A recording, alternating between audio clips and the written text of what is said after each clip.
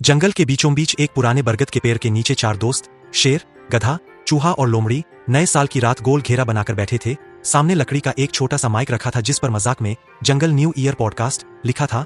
चारों ओर जुगनुओं की हल्की रोशनी और दूर कहीं उल्लुओं की आवाजें माहौल को खास बना रही थीं। शेर ने गहरी आवाज में बातचीत शुरू करते हुए कहा कि एक और साल बीत गया और अब यह सोचने का वक्त है कि नए साल में जंगल और हम सब कैसे बदलेंगे। इस पर गधा तुरंत जोश में बोल पड़ा कि इस साल वह सबको दिखा देगा कि वह बेवकूफ नहीं है, वह मेहनत करेगा, समय पर काम करेगा और बिना थके सबकी मदद करेगा। हालांकि उसकी बात सुनकर लोमड़ी हल्की सी मुस्कान दबाते हुए बोली कि मेहनत अच्छी बात है, लेकिन दिमाग से काम लेना ज्यादा जरूरी है और इस नए साल में उसका प्लान है कि वह पहले से ज्यादा समझदारी से फैसले लेगी ताकि किसी को नुकसान भी न हो और खुद को भी फायदा मिले।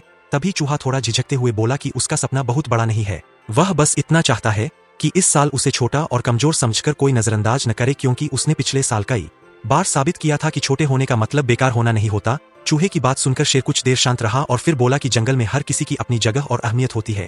ताकत सिर्फ दहाड़ या कद में नहीं बल्कि सोच, हिम्मत और ईमानदारी में भी होती है।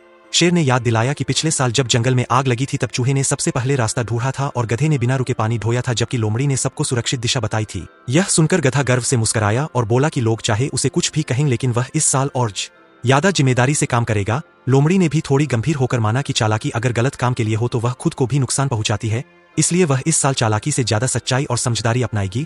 चूहा यह सुनकर खुश हो गया और बोला कि वह डर को पीछे छोड़कर अपने आत्मविश्वास को आगे रखेगा और जरूरत पड़ने पर बड़े से बड़े काम में हाथ बंटाएगा। बातचीत आगे बढ़ी तो चारों ने मिलकर यह तय किया कि नया साल सिर्फ तारीख बदलने का नाम नहीं बल्कि आदतें बदलने का मौका है। शेर ने कहा कि वह जंगल का राजा होने के नाते सबकी बात सुनेगा और किसी पर जोर नहीं चलाएगा। गधा बोला कि वह शिकायत कम और काम ज्यादा करेगा। लोमड़ी ने वादा किया कि वह किसी को धोखा नहीं देगी और चूहा बोला कि वह खुद को कभी छोटा नहीं समझेगा। जैसे जैसे आधी रात नजदीक आई जंगल में हल्की हवा चलने लगी और आसमान में तारे और भी चमकने लगे। चारों ने एक दूसरे की तरफ देखा और महसूस किया कि इस साल उन्होंने सिर्फ बातें नहीं बल्कि दिल से कुछ सीखा है। शेर ने माइक की तरफ देखकर कहा कि यह जंगल पॉडकास्ट सिर्फ जानवरों के लिए नहीं बल्कि हर उस इंसान के लिए है जो नए साल में खुद को बेहतर बनाना चाहता है। तभी दूर कहीं से ढोल जैसी आवाज आई, मानो जंगल भी नए साल का स्वागत कर रहा हो।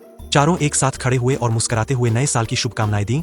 उनके चेहरों पर उम्मीद थी, आंखों में आत्मविश्वास और दिल में यह भरोसा कि अगर मिलकर चला जाए तो हर साल सच में नया और बेहतर बन सकता है।